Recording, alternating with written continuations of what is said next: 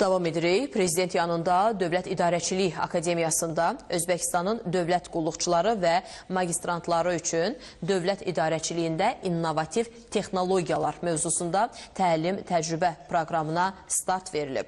Açılışda çıxış edən rektor Urxan Ələkbərov Azərbaycanın innovativ idarəçilik modelinin beynəlxalq səviyyədə maraq doğurduğunu və bu proqramların təcrübə mübadiləsinə töhfə verdiyini bildirib.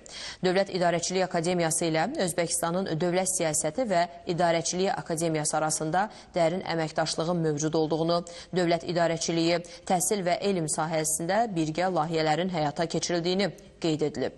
Özbəkistanın səfiri Bəhram Aşrafxanov isə iki ölkə arasında əməkdaşlığın möhkəm tarixi və dostluq münasibətlərinə əsaslandığını vurğulayıb. Proqram çərçivəsində rəqəmsal transformasiya, qanunvericilik, turizm, ekologiya və insan hüquqları kimi mövzularda mühazirələr keçiriləcək.